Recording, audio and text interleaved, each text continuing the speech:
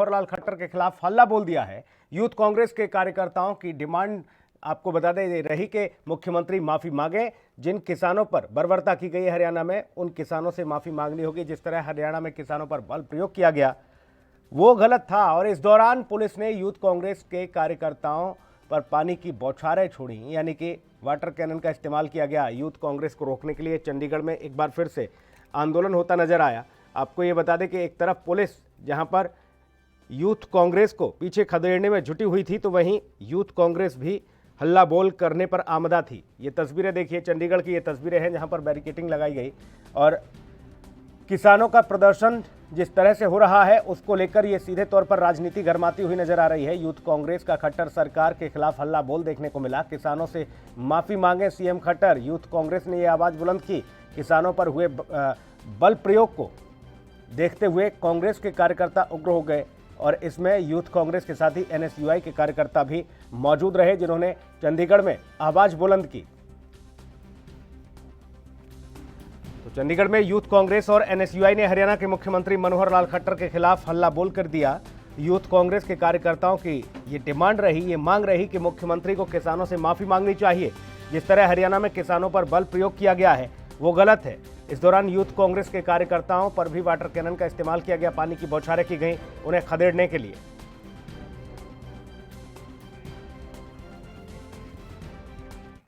विनीत कपूर हमारे सहयोगी सीधा चंडीगढ़ से मौजूद हैं इस वक्त। विनीत, यहां किसानों के आंदोलन को और बल देने के लिए यूथ कांग्रेस भी अब सड़क पर है। हरियाणा के मुख्यमंत्री से माफी मांगने की मांग की जा रही है कि हरियाणा के मुख्यमंत्री माफी मांगे, क्योंकि किसानों के साथ जो बर्बरता की गई पुलिस के द्वारा, वाटर कैनन का इस्तेमाल किया गया सर्दी में। ऐसे में किस तरह की और तस्वीरें आपने देखी वहां?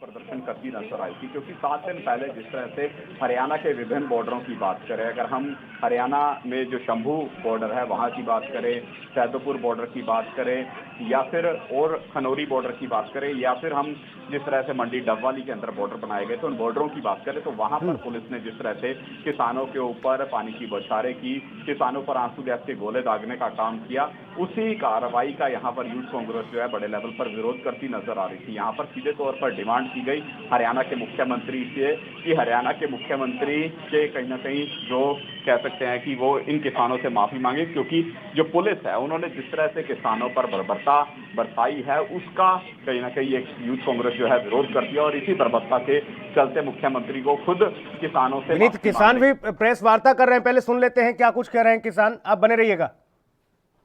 जो कल तक पंजाब के संगठनों को इनवाइट करते थे, उन्होंने फाइनल किया है कि अब देश के संगठनों के रिप्रेजेंटेटिव भी उस जो बातचीत है उसमें जाएंगे। Last but not the least ये है कि इस मीटिंग के साथ साथ आज टिकैत जी से भी हमारी मुलाकात हुई, बैठक हुई है, अभी भी चलेगी।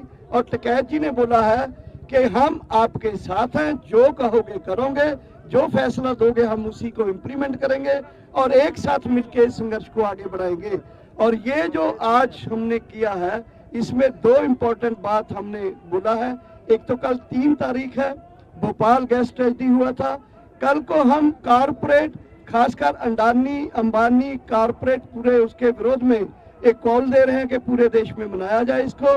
और 5 तारीख को पूरे देश में मोदी गवर्नमेंट और रिलायंस और अंबानी और अडानी कॉरपोरेट्स विशेषकर और पूरे कॉरपोरेट जो हाउसेज हैं उनके खिलाफ में पूरे देश में कॉल दिए हैं कि पुतला दहन किया जाए पूरे देश में। इन 3 कानून को वापस लेने के लिए किसान संघर्ष के साथ सॉलिडरिटी जारी करते हुए। एंड लास्ट उसमें हमने फिर 7 तारीख को हम भी सपोर्ट करते, नहीं 5 को तो हो गया, 5 को हमने कॉल दिया है पूरा देश में पुतला दहन करने के लिए Modi government, Ambani Adani corporate houses and other corporate houses के खिलाफ 2 कानून को रद्द करवाने के लिए, 3 कानून को रद्द करवाने के लिए और पूरे देश में किसानों की सॉलिडरिटी बनाने के लिए। पूरे देश में किसान रैली निकालेंगे, धरना देंगे, पूरा मीटिंग करेंगे और पुतला दहन करेंगे मोदी गवर्नमेंट का और कॉरपोरेट हाउसेज का। एंड फाइनली 7 तारीख को आपको पता है कि देश के जवानों ने देश के जो आर्टिस्ट हैं, प्लेयर्स ने जो भी रिवार्ड मिले हैं उनको सेंट्रल गवर्नमेंट की तरफ से, उन्होंने कॉल दिया है कि हम पूरे वो रिवार्ड जो है गवर्नमेंट को वापस करेंगे। हम उनका जो ये सॉलिडरिटी जो जाहिर किया है उन्होंने, उनके साथ उनका धन्यवाद करते हैं और आशा करते हैं कि जो भी पूरे देश में और जिनको नेशनल अवार्ड्स मिले हैं, एक मूवमेंट के रूप में लोग उन अवार्ड्स को वापस करें और किसानों के साथ अपनी सॉलिडरिटी जाहिर करें। धन्यवाद। अब क्लियर कर दो कि तिंदी तुसी एग्जैक्ट ये क्वेश्चन बाद में चंडूनी जी बोलिए। शिव कुमार कक्का जी। अच्छा, गुरनाम सिंह चंदूनी जी हमारे संयुक्त किसान मोर्चे के लीडर और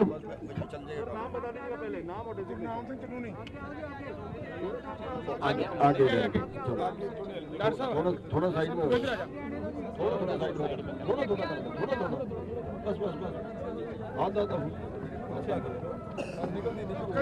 थोड़ा और आगे बस हो गया।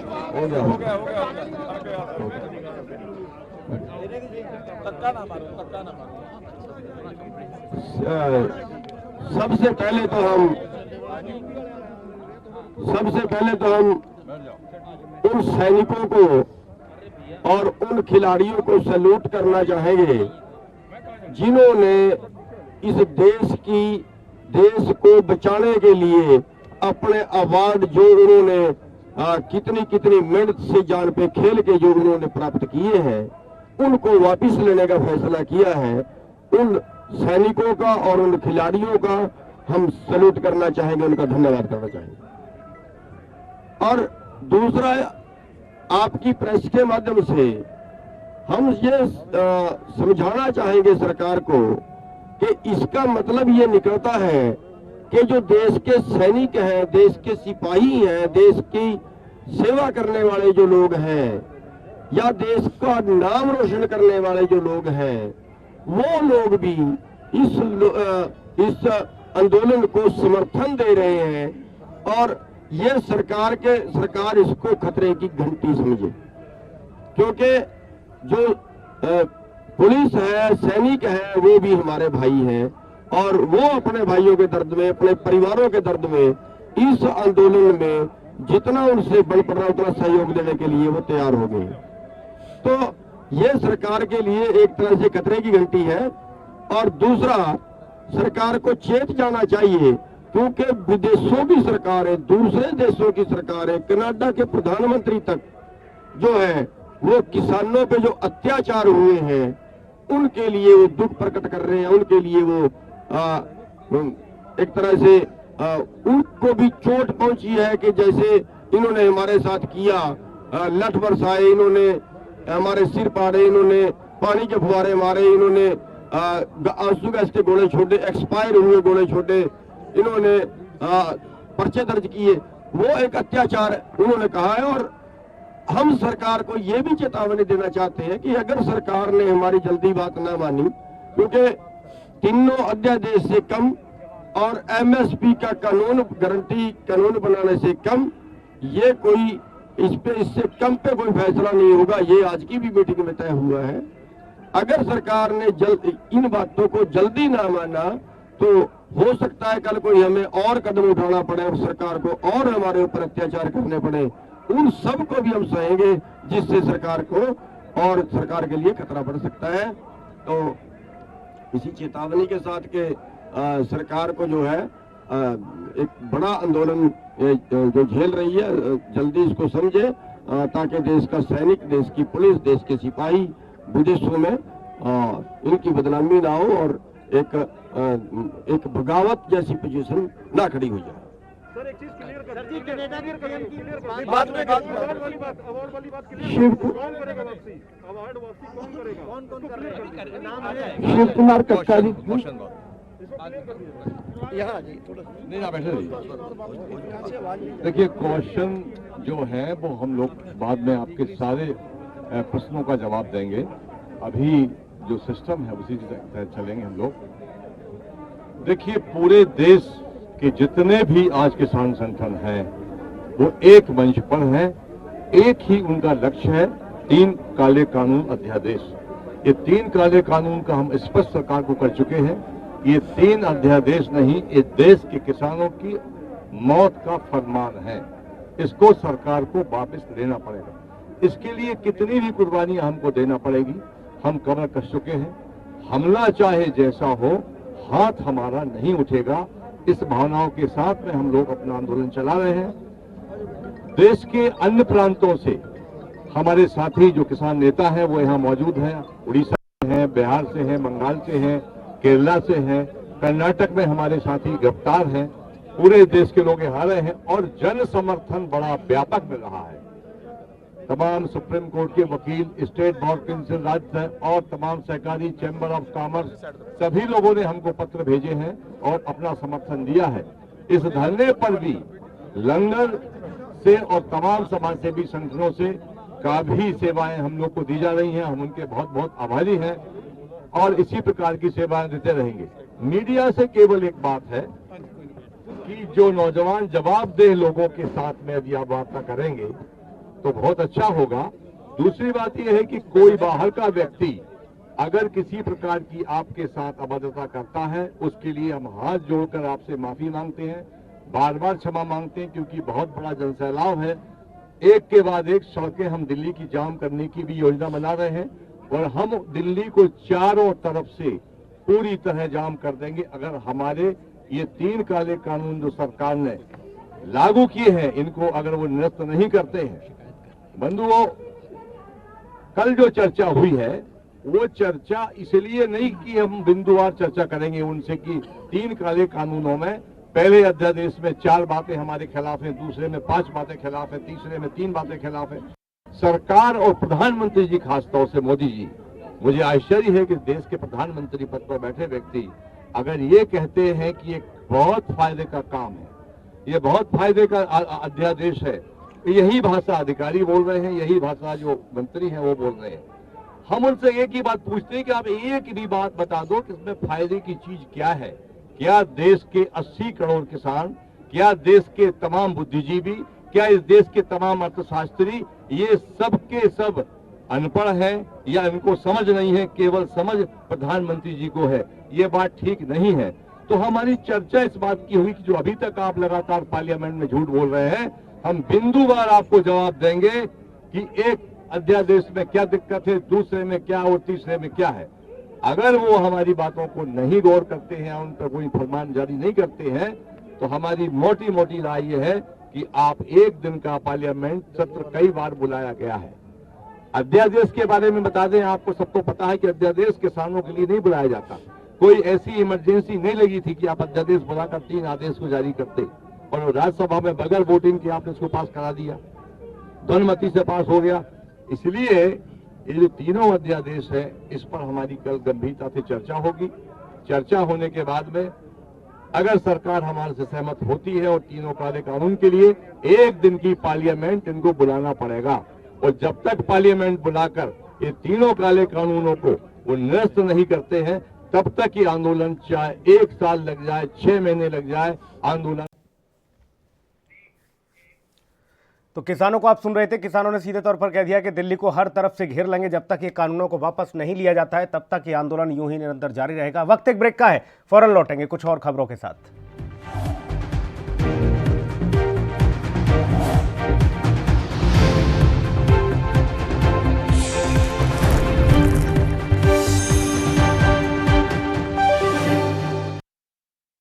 क्या आप दुबले पतले कमजोर हैं? आपकी सेहत नहीं बनती, भूख कम लगती है, वजन नहीं बढ़ता? दरअसल मेन बात खाना पीना खाना नहीं है, मेन बात है खाया पिया लगना। और अगर खाया पिया लगेगा ही नहीं तो सेहत बनेगी कैसे?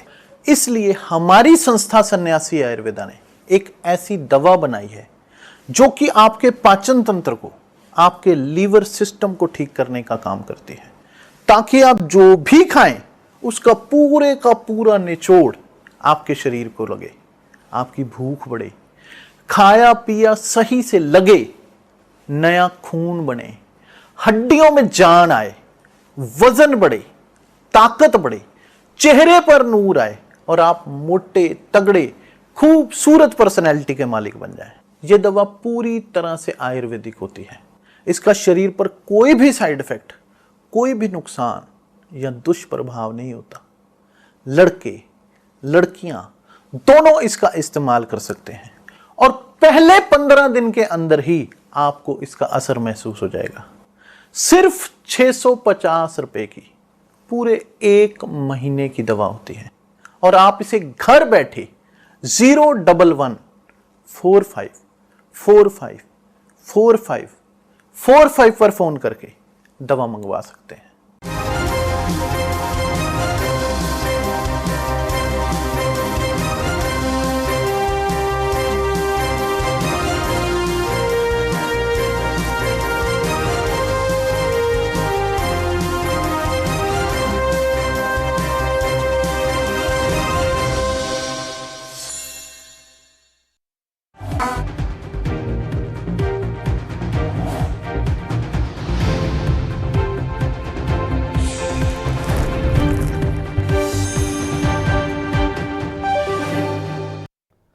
ब्रेक के बाद स्वागत है आपका। जी हां, किसानों का आंदोलन लगातार जारी है। उधर हरियाणा के जींद में खाप पंचायतों ने दिल्ली कूच करना शुरू कर दिया है। पंचायतों का कहना है कि अगर 3 दिसंबर को सरकार से बात नहीं बनती है तो फिर वो दिल्ली जाने वाले फल, दूध, सब्जियों को पूरी तरह से बंद कर देंगे, यानी सप्लाई बंद कर देंगे।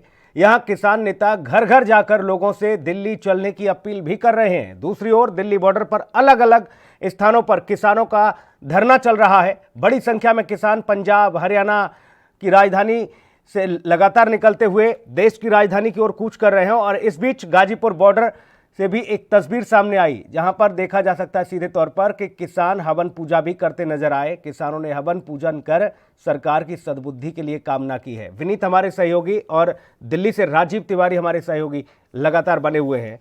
विनीत, हरियाणा में तो खाप पंचायतों ने भी कह दिया कि अब अगर बात नहीं बनती है तो फिर दिल्ली में दूध, बिजली, पानी सब सप्लाई जो जाता है यहाँ से, सब्जियां हैं, फल हैं, दूध है, बंद कर देंगी खाप पंचायतें। बिल्कुल देखिए, सीधे तौर पर दिल्ली की दिक्कतें जो हैं वो लगातार बढ़ती नजर आ रही है। जिस तरह से आपसे कुछ देर पहले एक बड़ी प्रेस वार्ता हुई और उस प्रेस वार्ता में किसानों ने स्पष्ट कर दिया कि चौतरफा दिल्ली को घेरेंगे, यानी दिल्ली के एंट्री गेट जितने भी हैं, जितने भी दिल्ली में प्रवेश करने के रास्ते हैं, उन सभी रास्तों को ब्लॉक कर देंगे। किसान जो है सड़कों पर बैठ जाएंगे। अगर हम बात करें दिल्ली में 5 बड़े नेशनल हाईवे की, उसके ऊपर प्रदर्शन जो है वो जल्द शुरू होने वाला है। और इस वक्त अगर दिल्ली की बात करें, वहां पर फल सब्जियों के स्टॉक की बात करें, वहां पर पानी की बात करें, वहां पर अन्य खाद्य पदार्थों के स्टॉक की बात करें, तो यह कहा जा रहा है कि अगर इस स्टॉक की सप्लाई जो है वो बाधित होती है तो दिल्ली महज 5 से 6 दिन ही सरवाइव कर पाएगी। इससे ज्यादा दिल्ली जो है वो सरवाइव नहीं कर पाएगी। और ऐसी सिचुएशन अगर आती है तो जिस तरह से पंजाब में, पहले पंजाब कहीं ना कहीं कोयले के लिए तरसता हुआ नजर आया, यूरिया के लिए तरसता नजर आया, तो ऐसी ही सिचुएशन दिल्ली वालों के लिए आने वाली है कि वहां पर अगर दूध, फल, सब्जियों की सप्लाई नहीं हुई तो फिर वहां पर क्या हालात होंगे। किसान रणनीति स्पष्ट कर चुके हैं, कह चुके हैं कि जब तक उनकी मांगे पूरी नहीं होंगी तब तक उनका यह धरना प्रदर्शन हटेगा नहीं। केंद्र को अपने रुख में परिवर्तन करना होगा।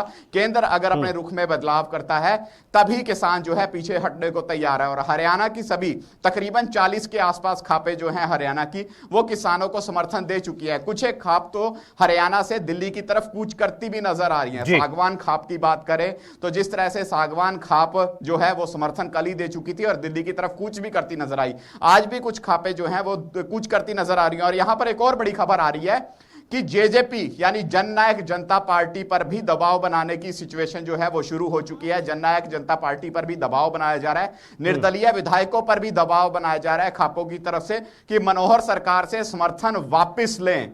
अगर सरकार के जो कह सकते हैं पहिए डगमगाएंगे तभी सरकार मानने को तैयार होगी। इस तरह की रणनीति भी शुरू हो चुकी है। और यहां पर हरियाणा सरकार की मुश्किलें भी, खास करके बीजेपी की बात करें, उसकी मुश्किलें भी लगातार बढ़ती हुई नजर आ रही हैं। देखने वाली बात रहेगी आंदोलन आने वाले दिनों में हरियाणा और दिल्ली की सियासत में क्या रंग लाता है। लेकिन इतना जरूर है कि किसान जो है अपनी मंशा स्पष्ट कर चुके हैं कि जब तक केंद्र नहीं झुकेगा तब तक किसान वापस नहीं लौटेंगे, अपने धरनों पर, अपने प्रदर्शनों पर अडिग रहेंगे। जी राजीव भी हमारे सहयोगी दिल्ली से बने हुए हैं। राजीव, दिल्ली वालों की मुश्किलें और बढ़ने वाली हैं क्योंकि किसानों ने कह दिया कि एंट्री गेट पर अब पूरी तरह से जाम की स्थिति रहेगी। आने वाले समय में यही हालात देखने को मिलेंगे। ये जो बिंदुवार बात चल रही है, इससे लगता नहीं है कि समाधान होगा, हल निकलेगा। कल भी एक बैठक होने वाली है, उम्मीद की जा रही है कि उस बात बने, लेकिन किसान अभी भी इस बात के लिए आश्वस्त हैं। वो कह रहे हैं कि देखिए अभी तो बात बनने से रही, क्योंकि ये तीनों कानून वापस नहीं होंगे तब तक हम नहीं जाएंगे। देखिए कह सकते हैं कि लगातार मुझे एक ही डिमांड कर रहे हैं कि बिलों को वापस, यानी तीनों ही जो बिल आए उनको वापस लिया जाए। मगर सरकार हर बार कोशिश जरूर कर रही थी सिर्फ उनको समझाने की, ना कि बिल वापस करने की, ना ही उसमें संशोधन करने के लिए। मगर जितनी बार भी बैठक हुई है वो सारी विफल हुई है। कल जो बैठक होने वाली है, यानी 3 दिसंबर को जो बैठक होने वाली है, वो भी कहीं ना कहीं किसानों को अंदेशा है कि वो भी विफल हो सकती है, क्योंकि सरकार सिर्फ उन्हें समझाने की कोशिश कर रही है, ना कि उनके फायदे बता रही है। अगर फायदा नहीं बताएगी और किसान इसी तरीके से अड़े रहेंगे और कहीं ना कहीं प्रदर्शन और उग्र होगा और दिल्ली सरकार को, केंद्र सरकार को राजीव रोकूंगा आपको, मैं पीसीआर टीम से कहूंगा कि वो तस्वीरें दिखाएं दिल्ली की। ये चंडीगढ़ की तस्वीरें हैं, ये यूथ कांग्रेस वाली, वो दिल्ली वाली तस्वीरें भी दिखाएं किसानों की।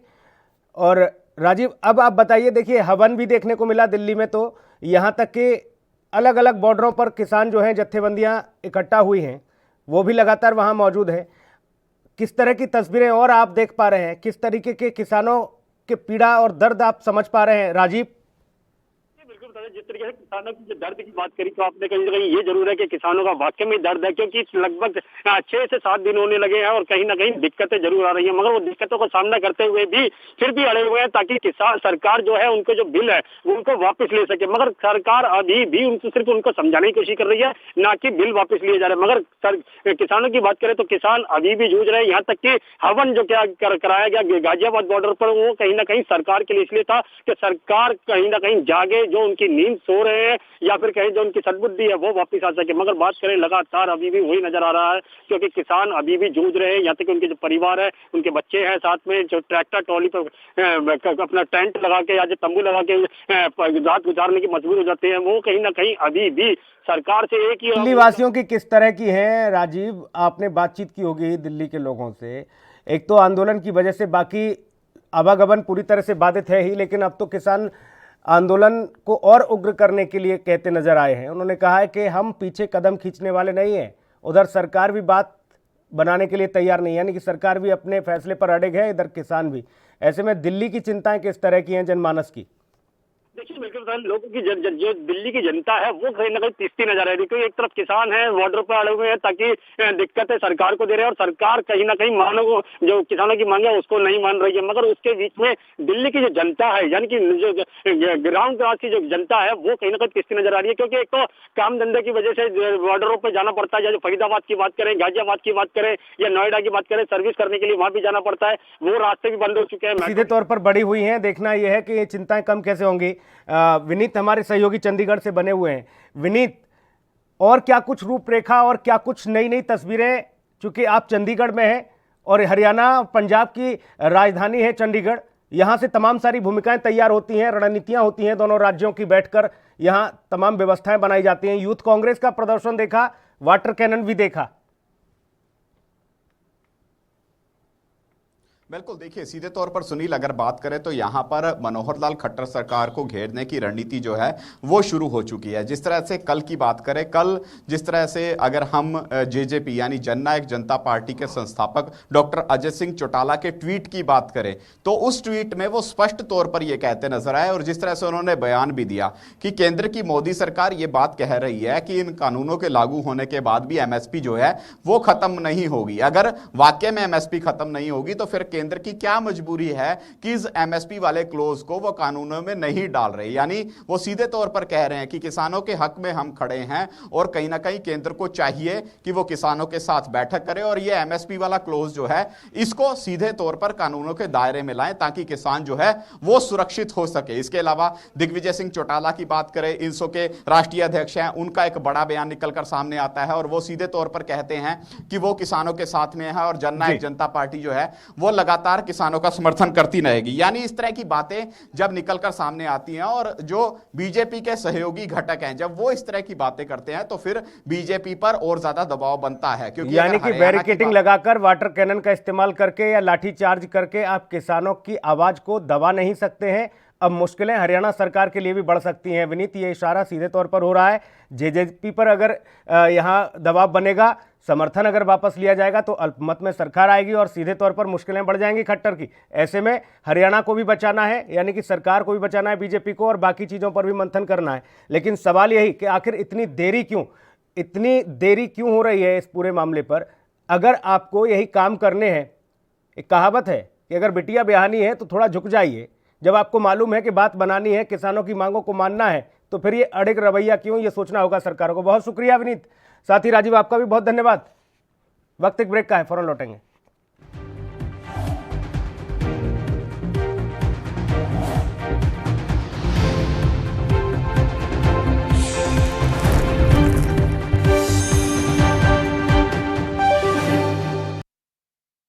क्या आप दुबले पतले कमजोर हैं, आपकी सेहत नहीं बनती, भूख कम लगती है, वजन नहीं बढ़ता? दरअसल मेन बात खाना पीना खाना नहीं है, मेन बात है खाया पिया लगना। और अगर खाया पिया लगेगा ही नहीं तो सेहत बनेगी कैसे? इसलिए हमारी संस्था सन्यासी आयुर्वेदा ने एक ऐसी दवा बनाई है जो कि आपके पाचन तंत्र को, आपके लीवर सिस्टम को ठीक करने का काम करती है, ताकि आप जो भी खाएं उसका पूरे का पूरा निचोड़ आपके शरीर को लगे, आपकी भूख बढ़े, खाया पिया सही से लगे, नया खून बने, हड्डियों में जान आए, वजन बढ़े, ताकत बढ़े, चेहरे पर नूर आए और आप मोटे तगड़े खूबसूरत पर्सनैलिटी के मालिक बन जाएं। यह दवा पूरी तरह से आयुर्वेदिक होती है। इसका शरीर पर कोई भी साइड इफेक्ट, कोई भी नुकसान या दुष्प्रभाव नहीं होता। लड़के लड़कियां दोनों इसका इस्तेमाल कर सकते हैं और पहले 15 दिन के अंदर ही आपको इसका असर महसूस हो जाएगा। सिर्फ 650 रुपए की पूरे 1 महीने की दवा होती है और आप इसे घर बैठे 01145454545 पर फोन करके दवा मंगवा सकते हैं।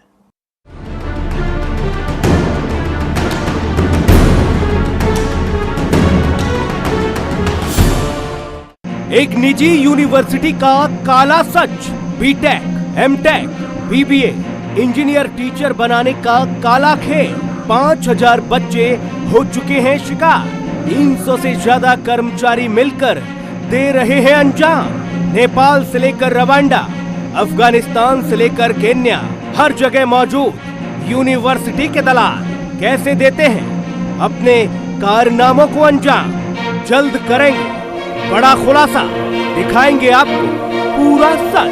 ऑपरेशन फेक गुरुजी, सिर्फ एएनबी न्यूज पर।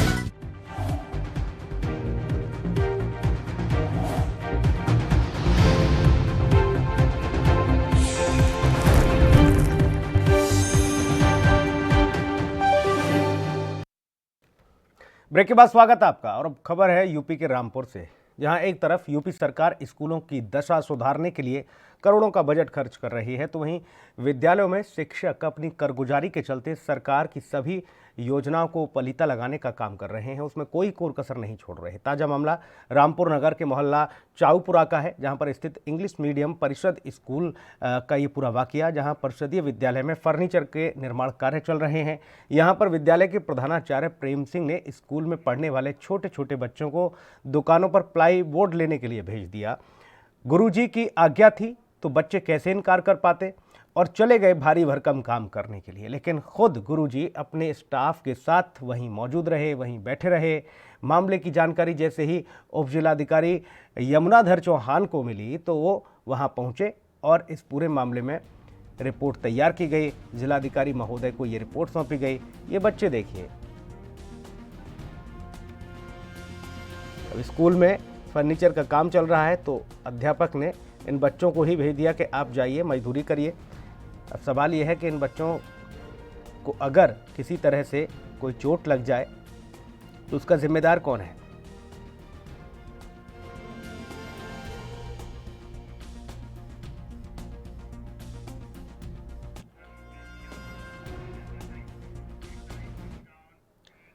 रवि सैनी हमारे सहयोगी जुड़े हुए हैं रामपुर से सीधा। रवि, गुरुजी पर कोई कार्रवाई हुई? क्योंकि ऐसे गुरुजी फिर किस काम के, ये स्कूल में पढ़ाने के बजाय अपने स्टाफ के साथ गप्पे मारते नजर आए और बच्चों को भेज दिया मजदूरी करने। ये पूरा मामला मैं आपको बताना चाहूंगा विस्तारपूर्वक। रामपुर के आदर्श नगर पंचायत मसवासी के मोहल्ला चौपुरे का मामला है ये, जिसमें कि अपने टीचर अपनी मौजूदगी में इन बच्चों को दहाड़ी की तरह से काम कराने के लिए बोला गया। बच्चों में इतना डर भय था कि अगर हम इस कार्य को अंजाम नहीं देंगे तो हो सकता है कि हमारे ऊपर दंडनीय अपराध के देखते हुए मारा पीटी भी कर सकते हैं गुरुजी। पूरा स्टाफ मौजूद बैठा था। एक बंदे ने वीडियो बनाकर उनकी डीएम महोदय को अवगत करा दी। डीएम साहब ने जीएम नादर चौहान स्वास्थ्य उप जिलाधिकारी महोदय को तत्काल प्रभाव से मौके पर पहुंचाया। तब उन्होंने जांच कर सारी रिपोर्ट जिलाधिकारी महोदय को सौंप दी गई है, जबकि पूरी शासन प्रशासन करोड़ों रुपए का खर्चा इसमें लगाता है कि हम बच्चों को किस तरीके की शिक्षा दें, और देश का नारा है कि पढ़ेगा इंडिया तो आगे बढ़ेगा इंडिया। अच्छा, ऐसे जो शिक्षक हैं, अगर ये नारा सही है तो इसको जो है पलीता लगाने के पूरा काम कर रहे, ऐसे शिक्षक काम कर रहे हैं जो पढ़ेगा इंडिया और बढ़ेगा इंडिया। किस तरीके से पढ़ेगा इंडिया और आगे बढ़ेगा इंडिया? जी, ये मास्टर साहब पे कोई कार्रवाई हुई नहीं हुई? अभी तक मैं बताना चाहूंगा कि मास्टर साहब पर कोई भी कार्रवाई अमल में नहीं लाई गई है, लेकिन जिलाधिकारी महोदय खुद इस पर कार्रवाई करेंगे। जब तक कार्रवाई नहीं करेंगे इनका पीछा हम लोग भी नहीं छोड़ेंगे। जी रवि, लगता है ऐसा है कि कोरोना तो है ही नहीं वहाँ पर, बच्चों की क्लासें चल रही हैं बाकायदा, और ये जो बच्चे मजदूरी करने के लिए भेज दिए, जिन बच्चों पे ये भारी भरकम प्लाईवुड उठवाए जा रहे हैं, इन बच्चों पे साफ तौर पर दिख रहा है कि चेहरे पर मास्क भी नहीं है। जी, ये लापरवाही है इन टीचरों की। हम कल जाके फिर इसका निरीक्षण करेंगे, पूरी टीम हमारी पहुंचेगी एनबी की, और निरीक्षण में जो भी दोषी होगा इसके अंदर हम डीएम साहब से अवगत करा के इनके खिलाफ कार्रवाई का जोर देंगे। अभी डीएम साहब ने इस मामले को संज्ञान में लिया है, हालांकि उन्होंने, आप बता रहे हैं कि उप जिलाधिकारी को भेजा था मौके पे, रिपोर्ट जो है बना दी गई है, लेकिन कार्रवाई नहीं हो रही है। और ये तो प्रमाण है, ये तो साक्ष्य हैं जो सीधे तौर पर दिख रहे हैं तस्वीरों में। तस्वीरें झूठ नहीं बोलती रवि सैनी, बावजूद इसके हिला हवाली हो रही है, अभी तक कार्रवाई नहीं की गई है।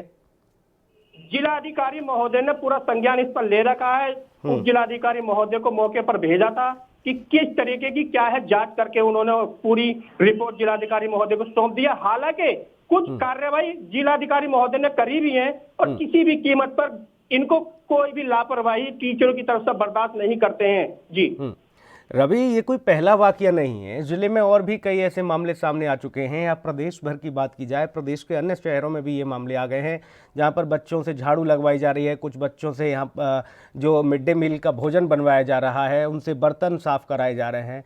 ये आलम हर जगह कुछ न कुछ देखने को मिल जाता है। सरकारी स्कूलों में कार्रवाइयाँ भी होती हैं, लेकिन कोई नज़ीर उस तरह की पेश नहीं होती रवि, जिससे कि आने वाले समय में बाकी अध्यापक, बाकी स्टाफ भी समझे कि बच्चों से इस तरह के सीधे तौर पर यह अपराध है, और इन बच्चों को सिर्फ पढ़ाने के लिए, यहाँ शिक्षित करने के लिए बुलाया जाता है, न कि उनसे मेहनत मजदूरी कराने के लिए। नहीं सर, सन 2019 में एक मामला आया था डिस्ट्रिक्ट रामपुर का विद्यालय का, जिसमें कि शौचालय से टीचर खड़े होकर शौचालय के अंदर बच्चों से साफ सफाई करा रहे थे। उसमें एक टीचर को निलंबित भी जिलाधिकारी महोदय ने कराया था और किया था। लेकिन ये सारी कार्रवाई अमल में लाते हुए इस पर भी बड़ी कार्रवाई होगी। और हम चाहते हैं कि बच्चों को जब अभिभावक भेजते हैं स्कूल में पढ़ने के लिए, तो क्या ये उम्मीद लेके भेजते हैं कि हमारा बच्चा वहां पढ़ेगा या मजदूरी करेगा? सोचने वाली बात यह है कि ऐसे शिक्षकों के खिलाफ सख्त कानूनी कार्रवाई कर इनको जेल के पीछे धकेला जाए। रवि, निलंबन की कार्यवाही से शायद काम की शुरू जरूर हो गई होगी, फर्ज जरूर अदा कर दिया गया होगा, लेकिन वो नजीर पेश नहीं की गई होगी जो सीधे तौर पर दंडनीय अपराध है। ऐसे में नौकरी से बर्खास्त करना चाहिए ऐसे लोगों को, बिल्कुल दोबारा इन लोगों की बहाली नहीं होनी चाहिए, तब समझ में आएगा। जी, ऐसे शिक्षकों को खाली, सही बता रहे हैं आप भी, ऐसे शिक्षकों को बर्खास्त कर दिया जाए, इनको अपनी ड्यूटी से घर बैठा दिया जाए, ताकि ऐसे भविष्य जो हमारे देश के भविष्य हैं उनसे मेहनत मजदूरी नहीं कराई जाए। और जिला अधिकारी महोदय, मैं बताना चाहूंगा कि जिला अधिकारी महोदय किसी भी कीमत पे इनको छोड़ेंगे नहीं, कोई ना कोई अमल में बड़ी कार्रवाई लाएंगे। जी, एक और मुहिम चलाई जाती है बाल मजदूरी रोकने के लिए, बच्चों को शिक्षित करने के लिए सरकारें करोड़ों का बजट भी खर्च करती हैं कि कैसे भी गरीब का बच्चा पढ़ाई से वंचित न रह जाए। लेकिन ये अध्यापक जो जनता के टैक्स पेयर के पैसे से इनको हर महीने जो तनख्वाह मिलती है, स्कूल में बैठकर बच्चों से कह दिया कि आप जाइए मजदूरी करके आइए, बच्चों से काम कराया जा रहा है।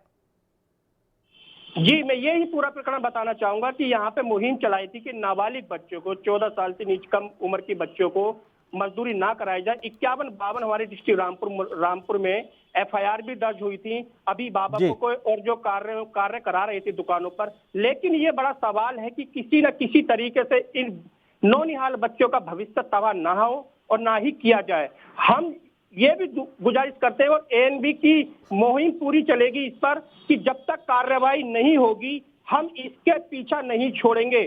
जी रवि, बिल्कुल जाहिर तौर पर इस पूरे मामले, देखिए, जनता की आवाज़ बनना हम लोगों का उद्देश्य है। हम लगातार ऐसे लोगों की आवाज़ बन रहे हैं, ऐसे लोगों की आवाज़ को बुलंद करते हैं जिनकी आवाज़ को दबाने का काम हर तरह से किया जाता है।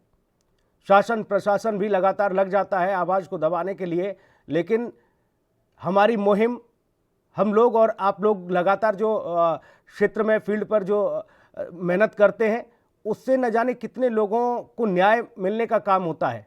हुक्मरानों तक ये बातें पहुंचती हैं, समझ में आता है। तस्वीरें जब हम दिखाते हैं और ऐसे मामलों पर हम गहनता से पड़ताल करते हैं तो सिस्टम को भी लगता है कि ये सरासर नियमों के विरुद्ध है, ये अपराध है, ये गुनाह है।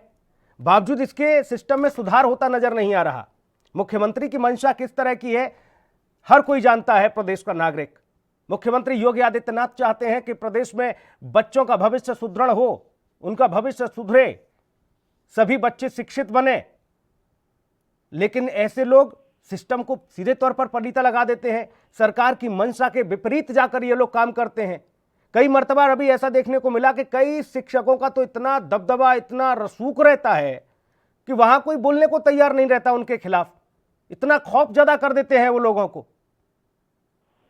देखिए, मैं बताना चाहूंगा कि हमारे रामपुर के जिलाधिकारी महोदय इस दबाव में नहीं आएंगे कि जो शिक्षा विभाग उनके ऊपर दबाव बना ले, क्योंकि वो बहुत सख्त और बहुत शक्तिशाली नियम के पालन कराने वाले व्यक्ति हैं।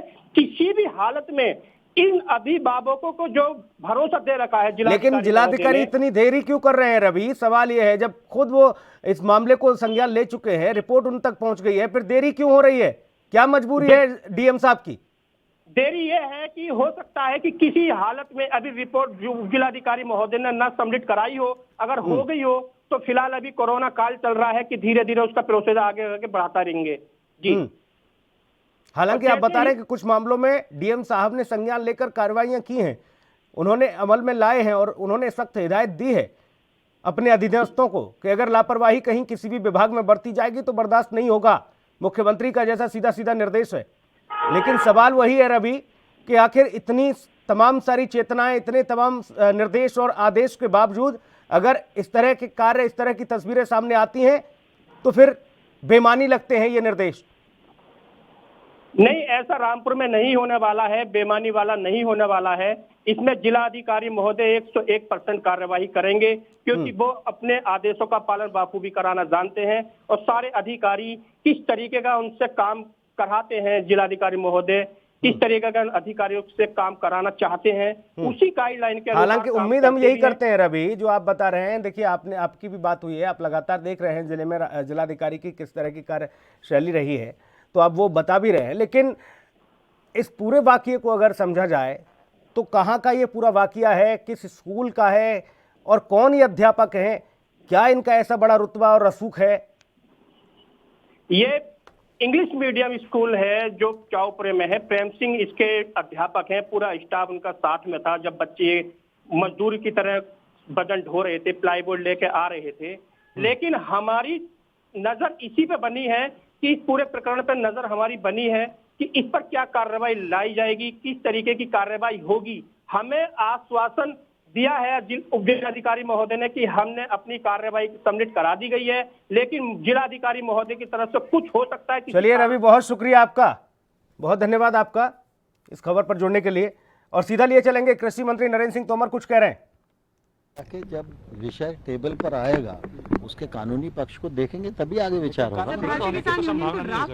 सबमिट करना था आज, क्या वो ड्राफ्ट सबमिट कर चुके हैं? उनके क्या-क्या पॉइंट अभी नहीं, रात तक आएगा, हम लोग इंतजार में हैं। जब उनका ड्राफ्ट आएगा तो कल उस पर चर्चा करेंगे। मैं इतना ही बोल रहा हूं यार।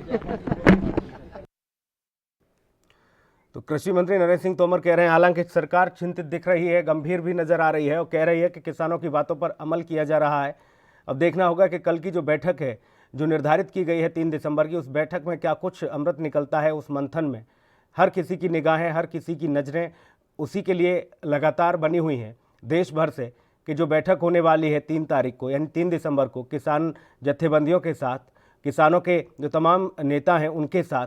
अब देखना यह है कि इन कृषि कानूनों पर क्या कुछ फलसफा निकलेगा, जो मंथन किया जाएगा उसमें से क्या वाकई में अमृत निकलेगा, या फिर से वही स्थिति देखने को मिलेगी कि बात नहीं बनेगी और बैठक बेनतीजा रहेगी। हालांकि ये कयास हैं, हर कोई अपने अपने तरीके से कयास लगा रहा है। कोई कह रहा है कि बैठक में सारी व्यवस्थाएं ठीक कर ली जाएंगी, किसानों को मना लिया जाएगा, और कोई ये कह रहा है कि ये बैठक सिर्फ और सिर्फ सियासी दौरे हैं, एक तरह से किसानों की बातों पर अमल नहीं होगा, किसानों को और उग्र होना होगा। ये तमाम सारे अपने अपने तरीके से कयास लगाए जा रहे हैं, लेकिन अब ये तो पता चलेगा 3 तारीख को यानी 3 दिसंबर को, जब ये बैठक होगी और इस बैठक के बाद प्रतिक्रियाएं निकलकर सामने आएंगी। किसान क्या कहेंगे और सरकार ने क्या कुछ उनसे बात की होगी, ये देखना होगा। इस बुलेटिन में इतना ही। नमस्कार।